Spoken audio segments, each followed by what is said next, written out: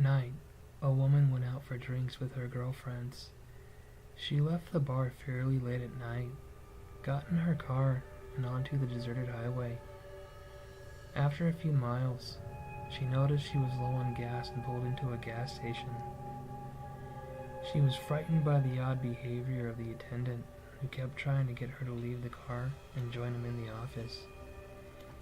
She refused and drove off as fast as she could. And as she drove, she noticed a lone pair of headlights in her rear view mirror, approaching fast. As the car pulled up behind her, dangerously close to her tailgate, and the brights flashed. Now she was getting nervous.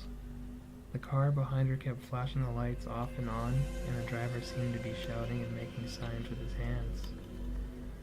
Through every stoplight and turn, it followed her until she reached home and pulled into her driveway. Terrified, she made a mad dash into her house and called the police. As she ran from the car, so did the driver of the car behind her, and he screamed, locked the door, and called the police. When the police arrived, the horrible truth was finally revealed to the woman. The man in the car had been trying to save her. As he pulled up behind her, and his headlights illuminated her car, he saw the silhouette of a man with an axe rising up from the back seat behind her, so he flashed his brights to warn her. The police arrested the crazed killer in the back seat, who turned out to be an escaped mental patient.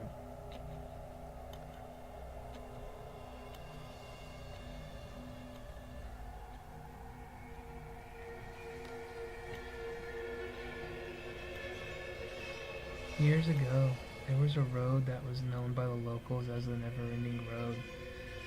Some say it was Lester Road in Corona, California, and others maintain it was Medete Hot Springs Road in Alberta, Canada. It was a long, winding road, unlit and bordered by a thick forest that led through the mountains. According to legend, many people who drove down the road at night were never seen or heard from again. The legend of the Never-Ending Road became so well known that a lot of folks were even afraid to drive on it during the daylight. Some drivers would even lose their nerve and turn back, terrified that if they continued along the road, they would never return. The road took a sharp turn at one point and curved around a large canyon. There were no guardrails on the turn, and on the other side of the canyon the road continued. One summer, a work crew were widening the road when they made a gruesome discovery. One of the workmen pushed a rock over to the side of the canyon and heard it hit something metal. When they climbed down to look, the workmen found dozens of crashed cars at the bottom. They had all fallen to their doom, and the decomposing bodies and skeletal remains of the victims were still strapped in their seats. It was discovered that the road on either side of the canyon lined up so well that when viewed from the correct angle, especially at night, it created an optical illusion. The canyon was almost invisible, and the road seemed to continue on up and over the hill on the other side of the canyon. People who drove down the road at night had no idea that there was a huge drop in front of them until it was too late, and they careened off the cliff and plummeted to their deaths. The corpses of the dead were never able to be recovered, and they still lie there to this day in their twisted metal graves. A boy and his friend were in on their way to a dance, driving down a lonely country road. They saw a young girl standing at the side of the road with her thumb out. The boy stopped to ask her if she'd like a ride.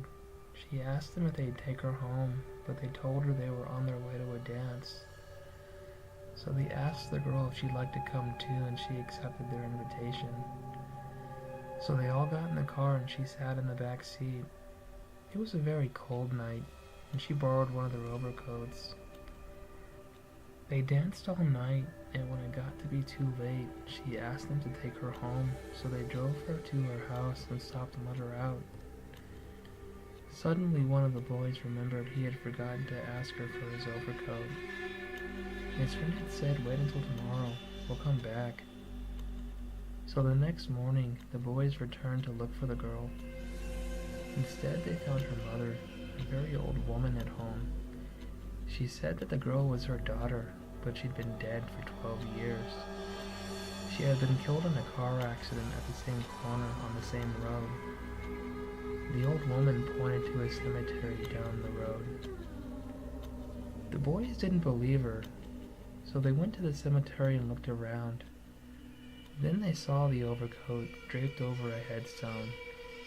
Engraved in the tombstone was the girl's name and the date of her death, which was exactly 12 years ago to the day. There was a young couple who were in love, and they planned to run away together to get married. They arranged to meet at midnight beside the lotus pond. The girl showed up on time and waited for the boy to arrive. She waited and waited for such a long time, but her boyfriend never appeared. When the girl was going back to her dormitory, she suddenly spotted her boyfriend with another female classmate. The girl was so distraught that she began to cry and cry. She went back to the lotus pond and threw herself into the water. She committed suicide by drowning. Sometime after that, another young couple had agreed to meet late at night at the lotus pond. The boy was early, so he waited at the water's edge, pacing back and forth. Suddenly he heard a female voice behind him say, "I asked you to meet me at midnight, didn't I?" To which the boy responded, "No." All of a sudden, two pale white hands emerged from the water and dragged him into the pond. He was drowned to death. Ever since then, at Changchi, there is an unwritten rule. If you go to the lotus pond at midnight and you encounter a girl, do not answer her questions. Do not even look at her, otherwise your life may be in danger. There was a bus driver who worked for the county hospital. One day he was transporting 20 mental patients to the state insane asylum. On the way, he got thirsty and decided to stop for a few drinks at a bar. When he got back to his bus, he was shocked to find it empty. The mental patients had all somehow managed to get free, and all of them had escaped. Worried that he would lose his job, the crafty bus driver came up with an idea. He drove the bus down the road and pulled over at the first bus stop he found. He opened the doors and all the people waiting there got on the bus. The bus driver took them to the insane asylum and told the staff that these patients were especially violent and had to be restrained. It took many months before the staff at the insane asylum realized their mistake. By that time, many of the people had actually gone insane themselves. The real mental patients still have not been found to this day.